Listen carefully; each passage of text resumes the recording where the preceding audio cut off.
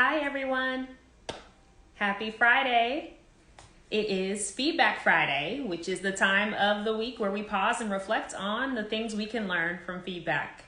For those of you who I am meeting for the very first time, my name is Dr. Shanita Williams. I consider myself a feedback enthusiast because I believe if you really slow down and unpack the beauty that is feedback, you really will have the keys to unlocking and unleashing your full potential. So I am so happy to see Rosangela, makeup artist, with us tonight. I'm going to give you some feedback. Your lives and all of your videos are amazing. So keep up the great work. I love all of your beauty tips. So tonight what we're going to do is really talk about feedback and really think about triggers. So there's no secret that feedback can be hard to take sometimes, oftentimes when it is constructive feedback. But have you ever thought about the types of feedback that might maybe trigger you from being a little less open to the feedback? Well, Sheila Heen, the author of Thanks for the Feedback, talks about 3 triggers we should be mindful of. The first one is called a truth trigger. And this is when the feedback that is given to you really sparks something. There's maybe you are at a conflict or at odds with the facts of what they are saying to you. So be thinking about in your life, if you had a trigger, was it a truth trigger? Was it the facts that they were saying to you that were off base that you didn't agree with? That might have been a truth trigger.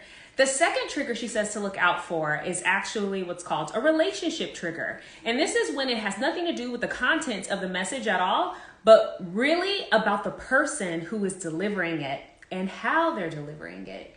So, you know, some of the things where I know like my mom could say something to me, but if someone else said it, it would maybe not land the same way. So be thinking about that the messenger and your relationship with that person really does impact whether or not you're willing to hear their feedback.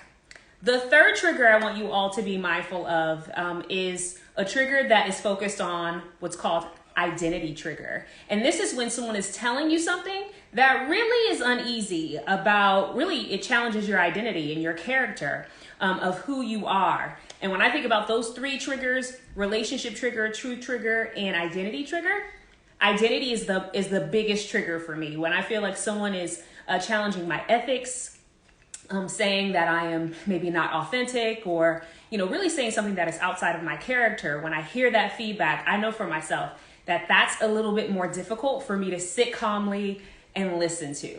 So for you, I want you all to think about, out of those 3, which 3 triggers for you are the one that you have to look out for the most? So feel free to kind of pause and really think about that.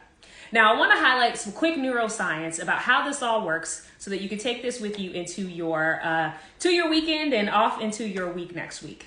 So I spent some time with a neuroscientist in San Francisco, and she was amazing. And she really helped me understand how these triggers really disrupt our brain and how it really processes information that comes to us. So our brain, is simply put, is made of 3 parts, right? So we have a primitive brain that's focused on our autonomic functions like breathing, respiration. We have our emotional brain, which is our limbic system, that's focused on storing all of our memories and all of our feelings.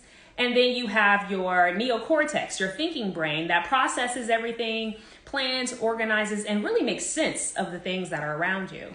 Now, here's how information really flows. When we see something, for example, if you see a snake, your brain is going to process the information, one, by looking at it going to our neocortex. So it hits our thinking brain and it goes, that's a snake. Then you may go to your emotional brain and say, how do I feel about the snake? And then you have your primitive brain that says fight or flee, right? Now we know that the brain is designed to protect us, and that process does not take long. I know I do not want to be staring at a snake going, is this a snake? What kind of snake is it? I'm probably going to just run as soon as I see it. Now that's actually what happens as well when you receive feedback that your brain perceives to be dangerous. If someone says something about your identity, maybe someone who you don't have a good relationship with, or someone who basically says things that are false about you, can trigger what's called an amygdala attack, where your brain goes immediately from not thinking at all, it goes right to that emotional brain and that primitive brain so that you can fight, flee, or sometimes we freeze. And this is real. This really does happen when feedback is given to us that we either weren't prepared for or that triggers us in some kind of way. So I'm going to give you a quick tip on what to do if you find yourself in a situation where you are triggered and you're either compelled to fight, maybe flee out of the room, or just freeze and say nothing at all. Here's how I approach this. The first thing that I try to do is first observe. I really try to look at my body language to see, what am I doing? Am I frozen? Do I get really quiet and shrink in my seat? Or do I get really, really big, like I'm about to say something to defend myself?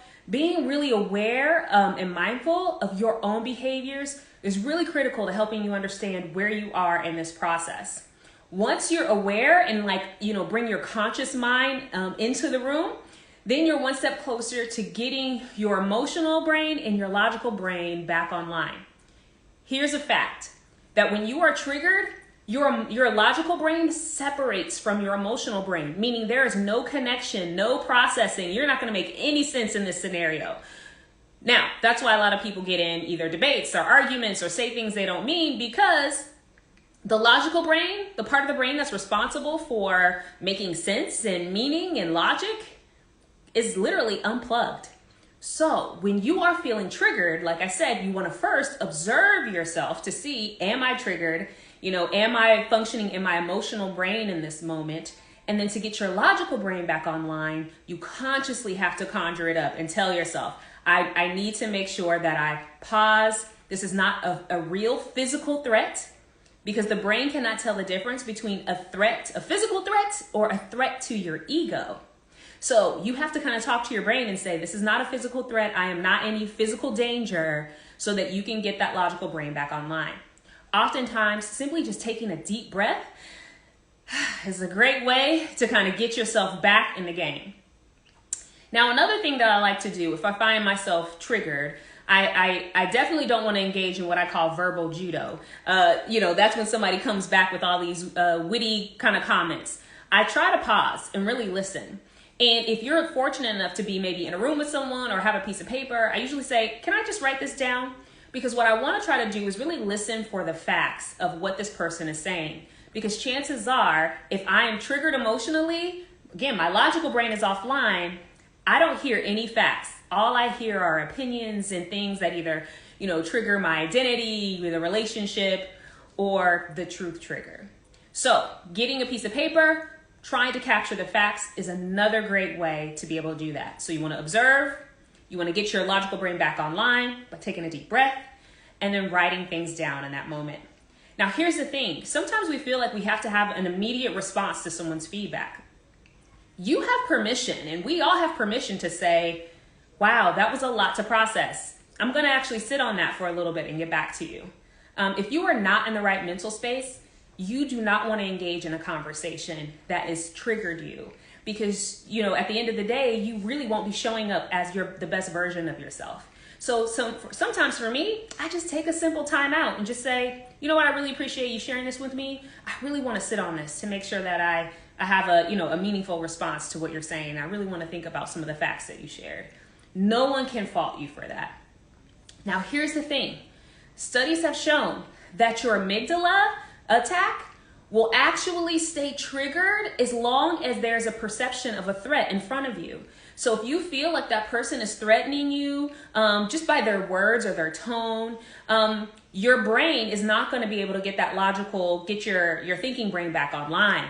So that's why it's often best that you just simply say, I'm going to take a beat. I'm going to go ahead and, connect with you on another day. Schedule some time and give yourself permission to really process everything that came your way. So to quickly recap, we talked about our brain can sometimes encounter 3 triggers that came from the book.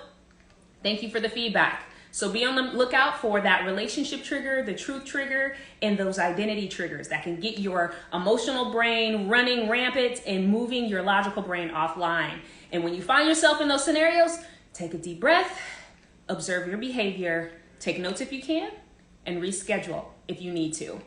Don't engage if you're not in the best state to accept the feedback. So that's my feedback for you for this evening. I hope you all had some great tips that you could take with you. So good to see all of you out there. Brian, thank you. Rosangela, thank you so much for joining. Tish, Mom, all of you, thank you so much for joining today, and have a great weekend. And I'll see you next week for Feedback Friday. Take care.